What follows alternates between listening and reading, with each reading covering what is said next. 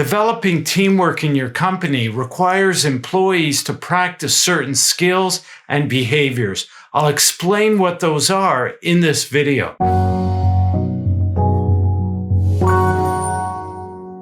Hello, I'm Stephen Goldberg of Optimus Performance, bringing you practical tips and ideas on leadership, team development, and employee performance in the workplace. Teamwork should be front of mind for every business owner and leader. That gives you a competitive edge. When people can work together well, you can innovate more, you can improve better, you can execute tasks, and that translates into performance and productivity.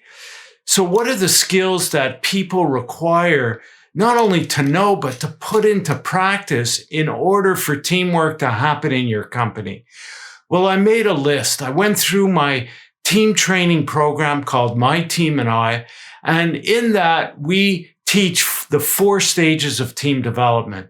Now I have a whole playlist on teamwork with videos that cover each stage and some of the skills, but I'm going to list the skills here. I'm going to talk about also some ideas of how you can get people to start making those front of mind.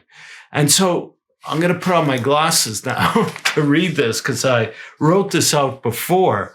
So the first skill that people need to have, and this is really at the foundation, is they need to develop reliability. In other words, everybody needs to be relied upon to do their tasks to a certain level of quality, which should be predetermined, and productivity. So perform in the quality and quantity that's needed.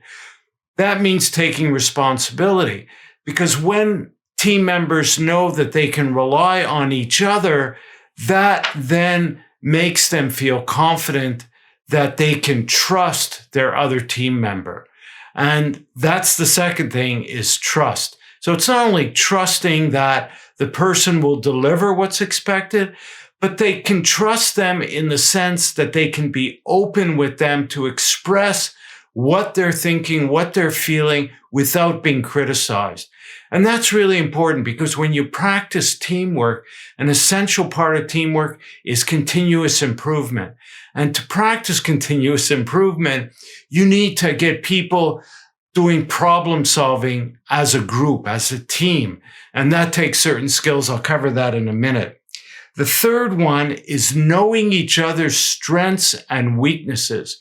When you know each other well, then you could assign or share the task load according to the strengths and weaknesses of each person. So of course, if you have a task that is the strength of one person and they can carry that better than others, you want them to step up or ask them to step up and take on that task. So knowing each other, it also helps in terms of working together and being able to accept criticism from each other, or just tolerate somebody, because sometimes a person's strength may be just pushing to get things done, and that can come across sometimes as being aggressive. But if you know that's an inborn strength of the person, you're more likely to accept it. It's not like they're just trying being like that to be a bully. It's just the way they are. And some other people may be very soft, but that makes them good maybe at dealing with irate customers, for example. So understanding, knowing each other is very important. Another really important skill is active listening. I've covered this in a lot of videos. Active listening is the ability to listen and show that you understand. So incorporating empathy in your listening. Consensus building is another really key thing, because as teams evolve, they want to be able to make decisions. You want to delegate more decisions as the team grows in maturity. And their ability to work towards consensus is really key to make sure that everybody's on board with the decision. Dealing with conflicts is another. So when you're having people work together and do problem solving, build towards consensus to make decision, conflicts are going to arise. People are going to have different ideas of how they should do things, and they need to be able to work through that. Or if somebody's not maybe carrying their load or following a decision that the team took, then somebody needs to confront them. That can create a conflict, and they need to be mature enough to work through those conflicts. Another essential skill is coaching. Very evolved teams or team members need to learn to coach each other so that you could work through conflicts, but also when somebody's feeling down or discouraged or whatever, they may need a team member to help coach them or train them, coaching, training. So sharing of information, helping people work through problems, that's what coaching is all about. And that can be done between team members. So it's a really important skill. Setting goals is another one. People need, and especially teams, to be able to set goals according to the department goals, the company goals. As things shift, the company's goals will shift, and people need to be able to come together, set goals as a team, and then set individual goals and know how to work through that. And I do have a lot of videos on goal planning. You could also download my goal planning worksheet. The ability to interpret data correctly. As teams evolve and take on more decision making, set goals, well, they need to be able to measure their progress towards those goals or continuous improvement initiatives. And they need data. They need feedback. How are we doing? A lot of the goals or improvements can be very technical, can be process driven, and they need data to know if they're on track or not. So they need to know how to interpret that. And that's a skill that you could teach them. Continuous improvement initiatives. Teams that are evolving should be working on continuous improvement initiatives. And this should be kind of delegated throughout cascaded is the word I was looking for, down to all levels of the organization. So everybody is working on some continuous improvement initiative, and they have time to do that. So that's another skill. Effective communication with management. Well, if teams are practicing problem solving, if they're working on continuous improvement initiatives, they're going to need to communicate with management what solutions they've come up with and what they suggest as a plan of action. So that's a really important skill that they build the confidence. They know how to present things to management. Ability to facilitate problem solving. So as teams grow, I mentioned, they become more autonomous. Everybody in the team needs to learn to facilitate problem-solving meetings. Not only just participate, but actually facilitate. And this leads to individual leadership.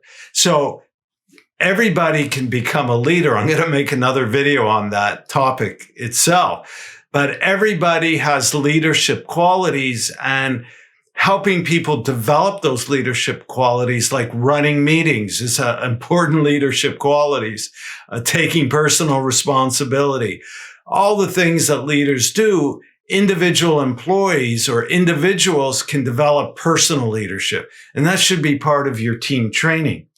And finally, the number 14, habit of giving recognition for individual achievement and celebrating team success. So giving positive feedback, recognition, being able to express that in the right way,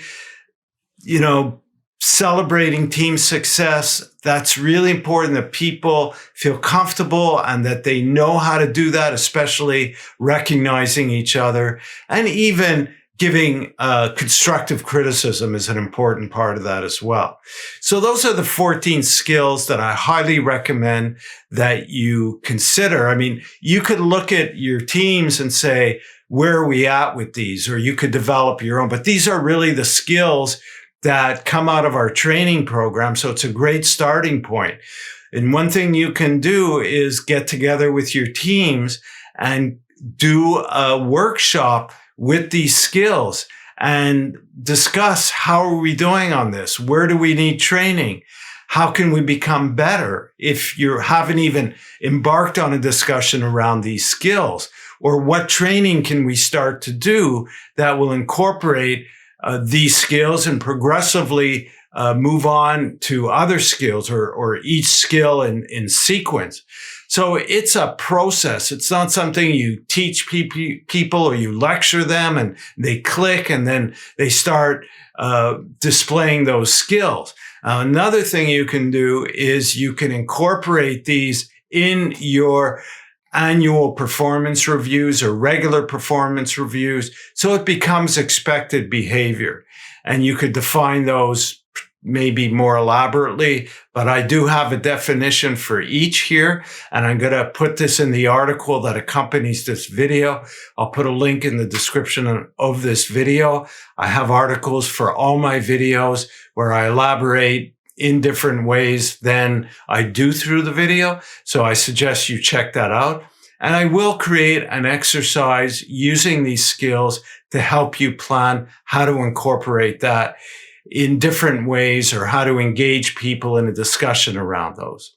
So I hope you find this useful. Again, I mentioned the playlist on teamwork where I have a lot of videos that incorporate aspects of these skills. So check that out.